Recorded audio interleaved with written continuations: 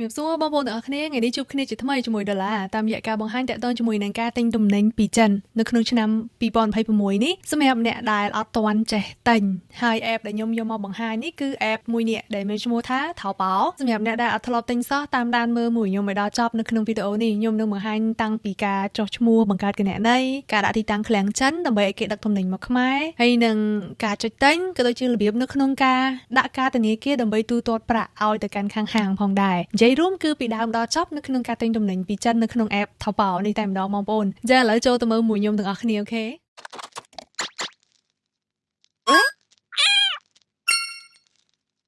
ជំហានដំបូងបើយើងអត់ទាន់មាន app ទេគឺយើងចូលទៅ download app សិនមកនៅក្នុង App Store ឬក៏ Play Store តាមប្រភេទទូរស័ព្ទឬក៏ iPad អីរបស់យើងអញ្ចឹងទៅយើងវាយអក្សរដាក់ថា Taobao តបមកគឺយើងធ្វើការចុច search គឺវានឹងចេញនៅខាងនេះឲ្យមើលថាអក្សរ Taobao តែម្ដងជួនកាលវាអាចនឹងចេញជាអង់គ្លេសឬក៏ចេញជាភាសាចិនតែគ្រាន់ថាឥឡូវខ្ញុំជឿថាចេញជាភាសាអង់គ្លេសច្រើនជាងដោយសារគេ update អញ្ចឹងណាអញ្ចឹងគឺរូបរាងវាបែបហ្នឹងយើងធ្វើការចុច download app មួយហ្នឹងមកក្រោយពីយើងធ្វើការ download ហើយយើងចុចចូលទៅក្នុង app ហើយពេលវាចេញកន្លែងនេះគឺយើងចុចយកផ្ទាំងពណ៌ទឹកក្រូចខាងលើគឺ agree ចាបន្ទាប់ពីយើងចុច agree ហើយគឺវាទាមទារឲ្យយើងនឹងបង្កើតគណនីថ្មីគឺកន្លែងនេះគឺខាងក្រោមពណ៌ទឹកក្រូចនេះគឺវាមានដាក់ថា log in អញ្ចឹង log in បើសិនជាយើងធ្លាប់មានគណនីហើយគឺយើងចូលទៅគណនីចាស់ក៏បានឬក៏យើងចង់បង្កើតគណនីថ្មីក៏បានអញ្ចឹងអានេះគឺខ្ញុំធ្វើបែបគណនីថ្មីតែម្ដងព្រោះយើងចាប់ផ្ដើមពីថ្មីទាំងអស់គ្នាអញ្ចឹងយើងចុចលើពាក្យថា log in នឹងក៏បានឬក៏ចុចលើ account ក្រុមគេផុតស្ដាំដៃនេះក៏បានដែរយើងចុចមកគឺវាមានតម្រងឲ្យយើងរើសឲ្យបងប្អូនដោយសារនេះគេអាប់ដេតថ្មីអញ្ចឹងគឺជួរខាងលើគេនេះគឺគេដាក់ថាcontinue with Google ឬក៏ continue with Facebook ឬក៏មួយ email ឬក៏លេខទូរស័ព្ទឬក៏មួយ Alipay ប៉ុន្តែសម្រាប់ខ្ញុំបើសិនជាអ្នកទាំងអស់គ្នាអត់ចង់ឲ្យវាងាយមានបញ្ហាគណនីTaobaoរបស់អ្នកទាំងអស់គ្នាគឺខ្ញុំណែនាំឲ្យអ្នកទាំងអស់គ្នាបង្កើតតាមរយៈការដាក់លេខទូរស័ព្ទចាអញ្ចឹងដើម្បីដាក់លេខទូរស័ព្ទយកទៅបង្កើតគឺយើងចុចនៅលើជួរទី4នេះដើម្បីបង្កើតតាមរយៈការប្រើប្រាស់លេខទូរស័ព្ទអញ្ចឹងគឺយើងចុចលើនឹងបន្ទាប់ពីយើងចុចលើនឹងហើយយើងត្រូវមើលផងណាមុខគេនេះគឺលេខបូក855ណាដែលមកហ្នឹងគឺតំណាងឲ្យលេខប្រព័ន្ធទូរស័ព្ទនៅប្រទេសខ្មែរយើងអញ្ចឹងយើងដាក់បូក855ហ្នឹងហើយគឺយើងវាយលេខទូរស័ព្ទរបស់យើងមកខ្ញុំបញ្ជាក់ម្ដងទៀតចំពោះលេខទូរស័ព្ទដែលយើងដាក់យើងត្រូវតែដាក់លេខដែលយើងអត់ធ្លាប់បង្កើតគណនីTaobaoពីមុនទេបានអាចបង្កើតជាគណនីថ្មីបានណាកុំដាក់លេខដែលធ្លាប់បង្កើតហើយណាពេលដែលយើងដាក់លេខទូរស័ព្ទហើយយើងចុចទៅលើវងសសពីរគេនេះយើងចុច tick លើវានេះឲ្យឡើងពណ៌ទឹកក្រូចទាំងពីរអញ្ចឹងមកបន្ទាប់ពីចុច tick ហើយគឺយើងចុចពាក្យថា continue ពេលដែលចុច continue នឹងហើយគឺគេនឹងផ្ញើសារ4ខ្ទង់មកលេខទូរស័ព្ទដែលយើងបានដាក់ហើយយើងត្រូវមើលបន្តិចជួនកាលលេខទូរស័ព្ទហ្នឹងគឺគេផ្ញើសារមក message របស់យើងហ្មងប៉ុន្តែករណីមួយទៀតបើសិនជាយើងមើលនៅក្នុងសារអត់ឃើញពេលខ្លះគេអាចនឹងទេមកទៅយើងលើកហើយគេយើងបើក speaker គេនឹងបង្ហាញថាលេខហ្នឹងគឺលេខម៉ានហើយហ្នឹងគឺគេអាប់ដេតថ្មីហើយកំឡុងពេលដែលអាប់ដេតថ្មីហ្នឹងផងដែរគឺមានមួយទៀតបើលេខទូរស័ព្ទដែលបងប្អូនដាក់ហ្នឹងគឺមានភ្ជាប់ Telegram គឺគេនឹងផ្ញើសារលេខកូដហ្នឹងចូលទៅក្នុង Telegram លេខកូដ4ខ្ទង់ហ្នឹងអញ្ចឹងគឺត្រូវតែមើលឲ្យអស់កន្លែងហ្នឹងណាព្រោះខ្ញុំចាំមកសទូយូរដែរខ្ញុំឆ្ងល់អត់ឃើញនៅក្នុងសារតាមពិតណោះលេខខ្ញុំភ្ជាប់ Telegram ភីផ្ញើចូលនៅក្នុង Telegram មកបងប្អូនតបពីយើងដាក់លេខកូដ4ខ្ទង់នឹងហើយគឺវានឹងចេញរូបរាងមកទម្រង់បែបនេះគឺបង្ហាញថាយើងបានបង្កើតគណនីនឹងហើយអញ្ចឹងគឺយើងអាចធ្វើការដាក់ទីតាំងឃ្លាំងចិនចំពោះការបំពេញទីតាំងឃ្លាំងចិនគឺយើងចុចរូប account ក្រុមគេផុតស្ដាំដៃហើយយើងមើលsetting ខាងលើនេះគឺយើងនឹងឃើញគេដាក់ថានៅជួរទី2គេដាក់ពាក្យថា my addresses គឺទីតាំងឃ្លាំងចិនណាមិនតែឃ្លាំងចិនទេយើងចង់ដាក់ឃ្លាំងអីក៏ដាក់ទៅគ្រាន់តែយើងទិញមកខ្មែរយើងត្រូវការដាក់ឃ្លាំងចិនដើម្បីគេដឹកចូលឃ្លាំងចិនហើយឃ្លាំងចិនគេដឹកមកខ្មែរអញ្ចឹងទៅចំពោះការបំពេញទីតាំងឃ្លាំងចិននេះបើយើងមានហើយគឺយើងបំពេញខ្លួនយើងទៅតែបើសិនជាចង់បំពេញតាមខាងពួកដុល្លារដឹកតាមរយៈទិញអនឡាញគឺបងប្អូនអាចឆាតមក Telegram របស់ខ្ញុំនឹងតាមរយៈលេខទូរស័ព្ទដែលខ្ញុំបានដាក់ហ្នឹងឬខាងក្រោមវីដេអូគឺខ្ញុំមានលេខទូរស័ព្ទឆាតរបស់ខ្ញុំនៅហ្នឹងហើយអញ្ចឹងបងប្អូនអាចចុចឆាតមកគឺខ្ញុំអាចផ្ញើទីតាំងឃ្លាំងចិនជូនទៅកាន់បងប្អូនបានអញ្ចឹងយើងនិយាយបន្តបើសិនជាយើងមានឃ្លាំងចិនរួចរាល់អស់ហើយគឺយើងនឹងចូលមកកាន់ការចុចទិញហើយអញ្ចឹងណាអញ្ចឹងតើតើជាមួយនឹងការចុចទិញគឺវាងាយស្រួលមួយផ្នែកដោយសារតែឥឡូវគឺមានជាភាសាអង់គ្លេសអញ្ចឹងយើងអាចអូសមើលនៅលើខាងមុខនឹងក៏បានណាអូមើលខាងមុខនឹងក៏បានគឺគេមានរូបអីវ៉ាន់ជាមួយនឹងតម្លៃខ្ញុំបញ្ជាក់បន្តិចចំពោះតម្លៃដែលយើងឃើញខាងក្រៅជាមួយនឹងរូបនេះណាឧទាហរណ៍ខ្ញុំនិយាយថា cái áo mùi ní chắc á nâng này cái áo hộp tuần sai mùi ní cứ dân khơi tờ lại mùi đà lá chốt sai bởi chẳng bê khá bông ôn cùng chưa chạy tờ lừa tờ lại khang khèo để dân mơ khơi nâng cho mình khơi hộp cái áo nâng hai khơi tờ lại nâng hai cùng toàn tha kịch tha và nâng cứ tờ lại bên nâng món cứ mẹ đấy nè dân thời chốt tâm lỡ hộp ở ván nâng sần và tôi chốt hộp ván hai dân khơi nhà tiền khai khang khổm kê ní hay bông ôn nhẹ cái đã tha add to cart đấy dân chốt tờ lừa nâng sân đầm bay chốt add tờ không có thỏa chẳng bây giờยังจดไม่ยังเคยตะไลในข้างเหลือนี่โลดลางปีดลาจีงอดบางคนไกลนั่นคือยังจ้องแผมติดท่าตะไลแต่ในข้างแขวนั่นคือยังมือให้ยังเชื่อเจาะตกจัดอัดบานเต้คือยังเถยกาจะโจมาขังขนมให้ยังเจาะเตียงกินนี่ดับใบมือท่ากาวนั่งปอไอยังจ้องบานจังเตอร์อันนี้ปอซอปอขมาปอตึกใบตามยังมือจังนั้นแล้วยังจดเหลือปอซอนี่ขึ้นปอซอนั่นวิมีนปีเอ๋เมียซอตะบงนี่ตะไลตะปีเอ๋ช่วยหาปีเตะซอนี่คือตะไลปีเอ๋เจียงจังแกมีนซอตะเซลมอัดเหลือนั่งไงยังมือซอเด็กเกตเซลมอัดนั่งพองท่าประเภทเดี๋ยววันนั่งวิเคราะห์คะแนนใหม่ให้ยังจดมือทรายเดี๋ยวยังเถยกาตั้งตีเขาตาในยมโยทรายใส่สัมเปิลกะโหลกะละตั้ง50 กะโหลไอ้จังเตยจังไปเดี๋ยวยังช่วยตำรวจแบบนั่งให้ตะไลเนี่ยได้เกดในข้างเหลือเนี่ยอันนั้นคือเติบเชียตะไลเจสไดในหวานมุยนั่งอะยังให้ได้จีให้ได้ยมแผบท่ากงเชื่อเจตะเหลือตะไลข้างแขวได้เกดไปผูกข้างแขวนั่นเกดคนแต่ไปคลาดจีโปรโมชั่นหรือกับจีเอฟซีเนี่ยไม่กี่เตะเตียงยังโจมเมย์ไปเดี๋ยวยังโจมเมย์ยังเหอโมดเหอปอเหอขนาดเหอใส่ให้เติบยังดังปีตะไลลมอัดจังคือบอสันจียังเหอให้ที่เขาทายมเหออยู่เอาปอซอนั่งให้ยมจุดจะใส่นั่งจังคือยังมีแตงข้างขอมปอกมานี่ก็ได้ถ้าแอดทูการนั่นคือมีในทายยังจุดโจเลยวันนั่งในขนมกระถอเนี่ยก็ยัดเก็บแผบทายยังแอดโจกใจยังจมจุดเข้าไปมันคือเนี่ยไปโจขนมกระถอเลยเกสนามใดเนี่ยบอมโอนนั่นคือมีในทายยังอาจช่วยเหยวันชนคลั่ง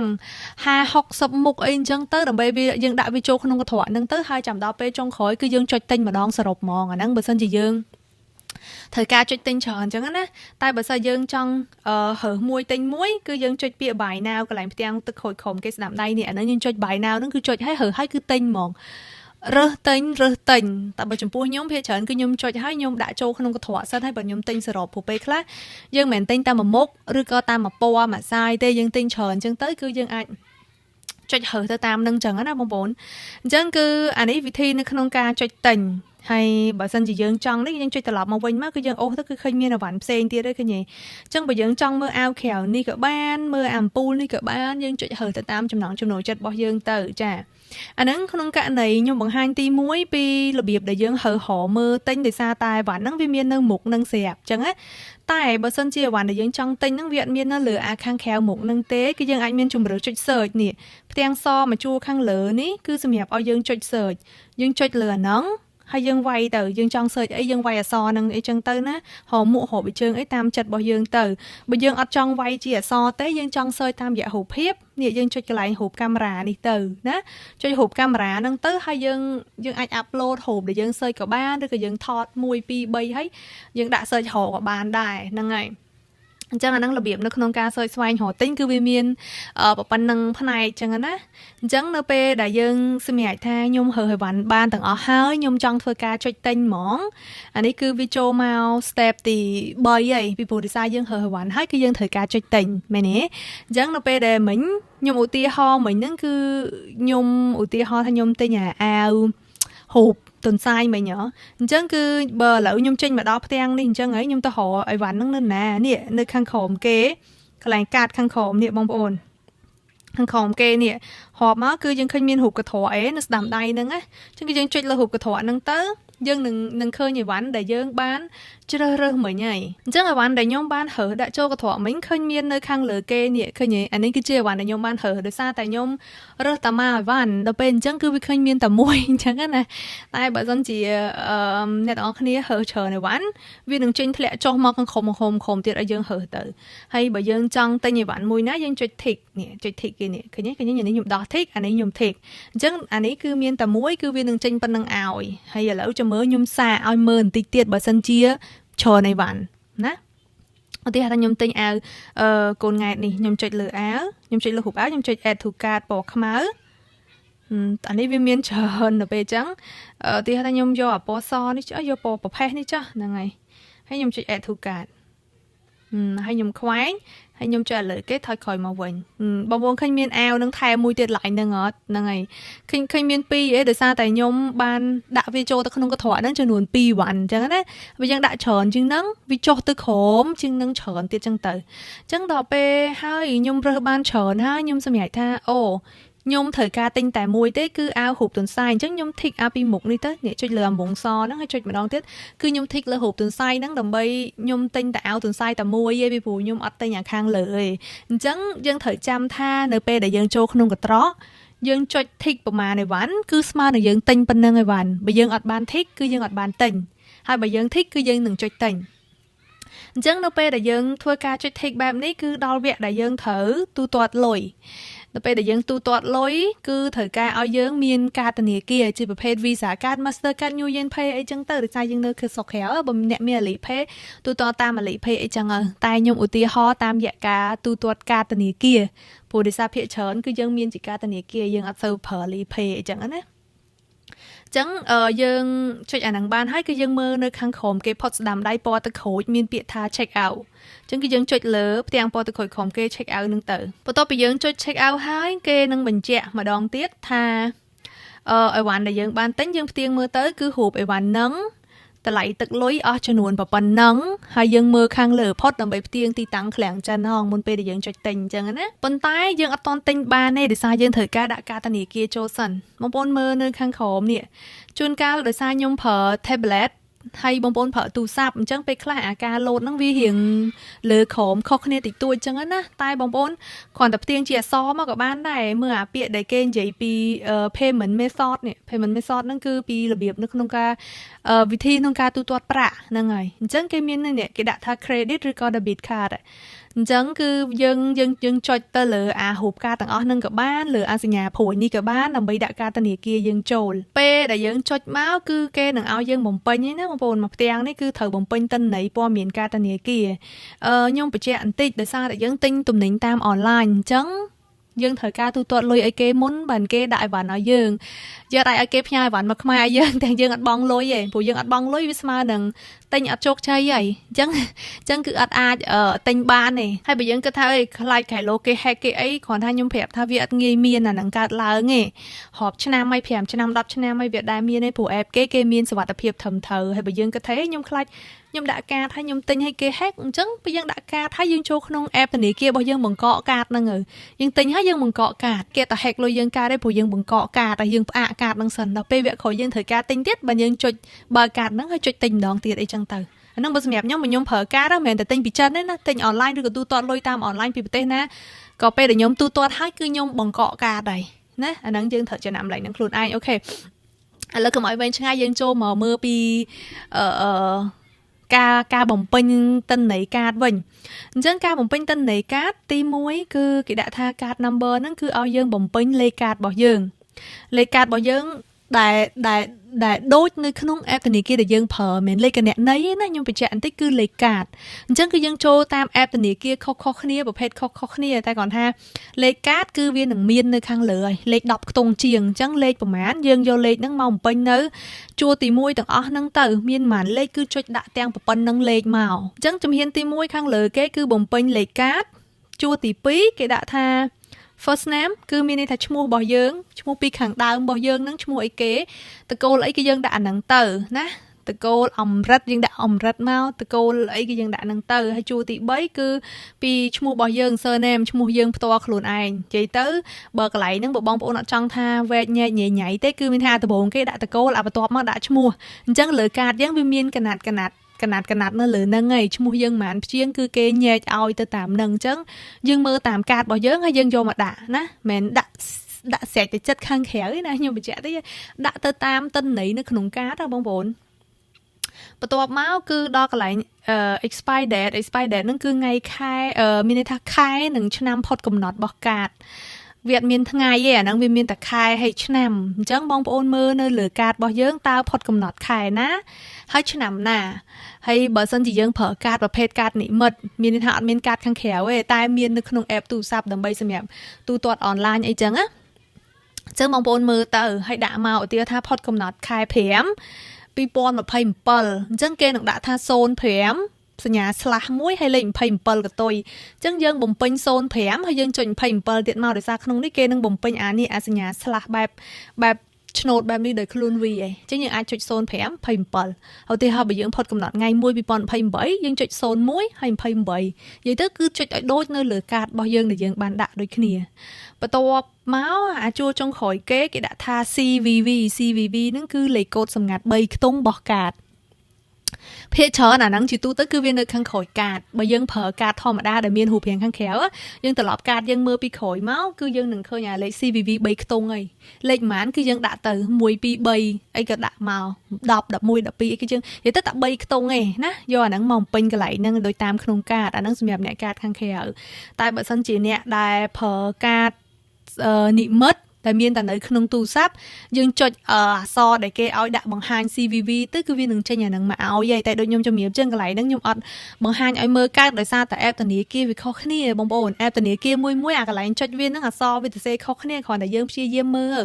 ខ្ញុំព្យាយាមមើលទៅគេមានអាចនឹងគេដាក់ពាក្យថាចុចបង្ហាញចុចបង្ហាញលេខ CVV ឬក៏ចុចមើលលេខ CVV ឬក៏មើលលេខ CVV អីហ្នឹងគឺយើងចុចលើហ្នឹងទៅគឺវានឹងបង្ហាញអាលេខកូដ3ខ្ទង់ហ្នឹងមកហើយពេលដែលយើងដាក់លេខកូដ3ខ្ទង់នឹងហើយអស់គឺមានន័យថាកាតនេះយើងបំពេញហើយប៉ុន្តែវាមានអាកន្លែងនេះពណ៌ទឹកក្រូចនេះគឺមានន័យថាបើបងប្អូនចុចពណ៌ទឹកក្រូចកន្លែងហ្នឹងគឺមានន័យថាវានឹងសេវកាតនឹងទុកយើងបំពេញតែម្ដងហើយទិញលើក្រោយអត់ត្រូវការបំពេញទៀតទេតែបើយើងចុចបិទអាផ្ទាំងពណ៌ទឹកក្រូចហ្នឹងគឺមានន័យថាយើងចុចហើយអញ្ចឹងពេលវគ្គក្រោយត្រូវការទិញត្រូវបំពេញម្ដងទៀតអញ្ចឹងសម្រាប់ខ្ញុំឲ្យចុចបើកពណ៌ទឹកក្រូចហ្នឹងទៅដើម្បីយើងបំពេញតែម្ដងកុំឲ្យបាក់បំពេញច្រើនដងហើយពេលយើងទិញហើយយើងចូលទៅបង្កក់កាតទៅដូចខ្ញុំប្រាប់មិញអញ្ចឹងណាអញ្ចឹងបន្ទាប់ពីយើងបំពេញទិន្នន័យហ្នឹងហើយបងប្អូនមើលអាផ្ទាំងខាងក្រោមគេពណ៌ទឹកក្រូចហ្នឹងគេដាក់ថា confirm ហ្នឹងអញ្ចឹងបងប្អូនចុចលើផ្ទាំងហ្នឹង confirm ទៅពេលដែលចុចផ្ទាំងហ្នឹង confirm ហើយគឺមានន័យថាការធនាគាររបស់យើងហ្នឹងគឺបានបំពេញរួចរាល់អស់ហើយសម្រាប់ការទិញអីវ៉ាន់ពីចិនកន្លែងនេះខ្ញុំបញ្ជាក់ឲ្យមើលបន្តិចនៅពេលដែលបងប្អូនបំពេញការធនាគារហើយកន្លែងនេះគឺវានឹងចេញមានលេខកាតរបស់យើងមកលើនេះបងប្អូនគឺនឹងចេញលេខកាតឲ្យយើងឃើញដាក់ថាកាតរបស់យើងមានលេខផ្ដើមដោយក្បាលហ្មានហើយផ្កាយកតុយហ្មានអញ្ចឹងទៅអានេះដោយសារខ្ញុំអត់បំពេញកាតដល់ពេលអញ្ចឹងវាអត់ឃើញកន្លែងនេះទេតែបើបងប្អូនបំពេញកាតហើយគឺវានឹងឃើញកន្លែងហ្នឹងអញ្ចឹងយើងចុច tick លើអាកាតដែលយើងបានបំពេញហ្នឹងទៅបន្ទាប់ពីយើងចុច tick លើអាកាតដែលយើងបានបំពេញហ្នឹងហើយយើងចុចពាក្យថា pay now អាពណ៌ទឹកក្រូចខំគេផុតស្ដាំដៃដើម្បីយើងទូទាត់ប្រាក់ណាបងប្អូនអញ្ចឹងគឺយើងចុច pay now ទៅពេលដែលបងប្អូនចុច pay now ហើយគឺខ្ញុំបញ្ជាក់បន្តិចដោយសារតែកាតរបស់យើងអត់ដែលទិញទំនិញពីក្រៅប្រទេសទេអញ្ចឹងគឺធនាគារគេត្រូវការឲ្យយើង confirm មានន័យថាបញ្ជាក់សិនថាយើងពិតជាទិញមែនអត់អញ្ចឹងសម្រាប់ធនាគារមួយចំនួនពេលដែលយើងចុច pay now អញ្ចឹងហើយគឺវានឹង load នៅក្នុង app ធនាគារមកភ្លាមហ្មងថាតើអ្នកពិតជាចង់ទូទាត់ប្រាក់ប៉ុណ្ណឹងនៅក្នុងថោប៉ៅមែនអត់បើយើងអូខេទូទាត់គឺយើងចុច confirm ឬក៏ចុចជាភាសាខ្មែរបញ្ជាក់អញ្ចឹងទៅឬក៏ចុចថាទូទាត់អញ្ចឹងមកវា load ខុសគ្នាទៅតាមធនាគារឯណាគ្រាន់តែធនាគារខ្លះពេលដែលយើងចុចទិញវា load ដាក់ថា load មកក្នុង app ធនាគារហើយយើង confirm ភ្លាមតែបើធនាគារខ្លះនៅពេលដែលយើងចុចទិញគឺវា load មកក្នុង app ធនាគារដែរតែវាប្រាប់ថាឥឡូវខ្ញុំបានផ្ញើលេខកូដទៅ SMS អ្នកឯងហើយទៅសារទូរស័ព្ទអ្នកឯងឬក៏ទៅ email អ្នកឯងឬក៏ទៅវិធីផ្សេងទៀតតាមដែលយើងបានកំណត់ដោយខ្លួនយើងតាំងពីពេលដំបូងដែលយើងជ្រើសរើសនៅក្នុង app ធនាគារមកម៉េះអញ្ចឹងយើងព្យាយាមមើលអក្សរខ្មែរហើយមើលអក្សរនីមួយៗតាម app ធនាគារដែលយើងប្រើហ្នឹងទៅហើយយើងគ្រាន់តែចុចធ្វើម៉េចថាបញ្ជាក់ឬក៏ទូទាត់លុយទៅគឺអូខេការបង់លុយមួយហ្នឹងបានជោគជ័យហើយស្មើនឹងយើងទិញអីវ៉ាន់មួយហ្នឹងបានរួចរាល់បងប្អូនចង់ check ថាមើលមិនបានដឹងថាអីវ៉ាន់មួយហ្នឹងយើងទិញបានជោគជ័យហើយយើងបានបង់លុយគេរួចរាល់អញ្ចឹងកន្លែងហ្នឹងបងប្អូនអាចចុចអា home នេះមកទំព័រដើមវិញសិនមកណាចុច home មកខាងក្រោមគេផុតឆ្វេងដៃហ្នឹងតទៅពីចូលមកទំព័រដើមមានផ្ទាំងបែបនេះហើយបងប្អូនចុចកន្លែង account មានន័យថាស្ដាំដៃផុតហើយខាងក្រោមគេចុចលើ account ស្ដាំដៃផុតខាងក្រោមគេហើយបងប្អូនមើលមកកន្លែងនេះអក្សរអង់គ្លេសដែលដាក់ថា to ship ណាអក្សរអង់គ្លេសដែលដាក់ថា to ship ហ្នឹងគឺមានន័យថាវានឹង load លេខកន្លែងហ្នឹងលេខ1លេខ2លេខ3ទៅតាមអីវ៉ាន់ដែលយើងបានទិញឬក៏ហាងដែលយើងបានទិញអញ្ចឹងទៅបើសិនជាវាមាន load កន្លែង to ship ហ្នឹងគឺមានន័យថាអីវ៉ាន់ហ្នឹងគឺយើងទិញបានជោគជ័យហើយយើងទូទាត់លុយបានជោគជ័យប៉ុន្តែបើសិនជាលេខហ្នឹងវា load នៅកន្លែង to pay ដំបូងគេបំផុតលេខទាំងអស់ហ្នឹងគឺវា load នៅ to pay គឺមានន័យថាវ៉ាន់ហ្នឹងយើងទិញអត់ជោគជ័យទេមូលហេតុដោយសារយើងទូទាត់លុយអត់ជោគជ័យវាអាចកត្តាដោយសារយើងអត់បានចុចទូទាត់លុយឬមួយក៏ដោយសារតែយើងចុចទូទាត់ហើយយើងអត់ចុច confirm នៅក្នុង app ធនាគារឬក៏រអាក់រអួលអីមួយចំនួនអញ្ចឹងទៅបើលេខហ្នឹង load នៅ 2pay គឺមានន័យថាតែអត់ជោគជ័យទេមិនចាំមើលអីវ៉ាន់ទេពីព្រោះអត់មានមកដល់ស្រុកខ្មែរបងប្អូនពីព្រោះយើងបង់លុយអត់បានជោគជ័យអញ្ចឹងខ្ញុំបញ្ជាក់ម្ដងទៀតពេលដែលទិញហើយលេខ load នៅក្នុង 2 ship គឺមានន័យថាទូទាត់លុយបានជោគជ័យអញ្ចឹងយើងរងចាំតែអ្នកលក់គេផ្ញើវ៉ាន់ចេញទៅគឺវានឹង load ចេញទៅកន្លែងកន្លោនមួយផ្សេងទៀតហើយអាហ្នឹងចាំបងប្អូនចូលទៅមើលវីដេអូខ្ញុំពីរបៀបនៅក្នុងការតាមដានទំនិញនៅក្នុង Taobao វិញណាអានេះខ្ញុំបង្ហាញតែពីការបង្កើតគណនីការដាក់ចុចទិញហើយនឹងទូទាត់លុយទេចាហើយកត្តាមួយទៀតមានបងប្អូនយើងខ្លះគាត់ថាបងខ្ញុំចុចទូទាត់លុយបង់លុយហើយប៉ុន្តែវាលោតនៅក្នុង 2pay ស្មើនឹងទូទាត់លុយអត់ជោគជ័យអាហ្នឹងមកពីកត្តាអីគេវិញមានន័យថាវាមិនមែនមកពី app របស់គេទេគឺមកពីធនាគាររបស់យើងគឺវាអាចមកពីកត្តាធនាគារពេលដែលយើងទូទាត់ទៅធនាគារហ្នឹងគាត់ process វាអត់ជោគជ័យឬមួយក៏ពេលហ្នឹងអ៊ីនធឺណិតយើងអត់សូវដើររអាក់រអួលអីមួយចឹងទៅវាធ្វើឲ្យ app នេះវាចាប់ទិន្នន័យមកថាយើងបង់លុយអត់ទាន់ចូលទៅក្នុង app ទេអត់ទាន់ជោគជ័យទេអញ្ចឹងវាធ្វើឲ្យអាហ្នឹង load នៅកន្លែង 2pay នឹងលេខហ្នឹងទាំងតែពេលខ្លះវាបង្កក់លុយឬក៏កាត់លុយពីក្នុង app ធនាគារយើងហើយចំណុចកន្លែងហ្នឹងបងប្អូនត្រូវទៅសួរខាងធនាគារដែលយើងប្រើវិញអញ្ចឹងតើតមួយរបៀបនៅក្នុងការបង្កើតគណនីក៏ដូចជាការហើអីវ៉ាន់ទិញហើយនឹងចុចទិញឬក៏ដាក់កាតអីហ្នឹងខ្ញុំបានសរុបនៅក្នុងវីដេអូនេះអស់ហើយប៉ុន្តែមុនពេលដែលខ្ញុំបញ្ចប់វីដេអូខ្ញុំចង់បញ្ជាក់បងប្អូនបន្តិចថាការទិញអីវ៉ាន់ពីចិនទិញអីវ៉ាន់ពីក្រៅប្រទេសវាជាទំនួលខុសត្រូវរបស់យើងខ្លួនឯងអញ្ចឹងមុនពេលចុចទិញសូមមេត្តាផ្ទៀងផ្ទាត់ឲ្យបានត្រឹមត្រូវពីអីវ៉ាន់ប្រភេទអីវ៉ាន់ចំនួនអីវ៉ាន់ការទូទាត់លុយឬក៏ហាងនឹងមើលទៅតំណងទុកចិត្តបានអីមិនបានអីចឹងណាអញ្ចឹងគឺព្យាយាមមើលលម្អិតពីកន្លែងហ្នឹងបន្តិចពីព្រោះយើងមិនគិតថាខ្ញុំទិញពី app គេហើយដឹងតែគ្មានអ្នកគេបោកមែនទេបងប្អូនយើងទិញនៅផ្សារក៏មានអ្នកបោកយើងទិញអនឡាញនៅខ្មែរក៏មានអ្នកបោកគាត់ថាយើងព្យាយាមមើលលម្អិតទៅតាមនឹងអញ្ចឹងទៅហើយបើសិនជាយើងទិញដំបងយើងហ៊ានទិញយើងទិញអីវ៉ាន់ណាតម្លៃធូរសិនទៅតម្លៃម៉ានសេនឬក៏$1 $2អីយើងទិញសាកអី4-5 ដង 4-10 ដងអីតាមបងប្អូនអញ្ចឹងទៅចាំពេលដែលយើងទិញទៅយើងគិតថាខ្លួនឯងស្ទាត់យើងជឿជាក់លើការទិញហើយចាំយើងទិញអីវ៉ាន់ណាដែលតម្លៃគួរសមអីចឹងទៅអញ្ចឹងនៅក្នុងវីដេអូរបស់ខ្ញុំតាក់ទងមួយការទិញអីវ៉ាន់តាម Taobao ថ្មីនេះដូចជាមានតែប៉ុណ្្នឹងទេចាំជួបគ្នានៅក្នុងវីដេអូក្រោយមួយខ្ញុំទៀតចាជំរាបលាបាយបាយ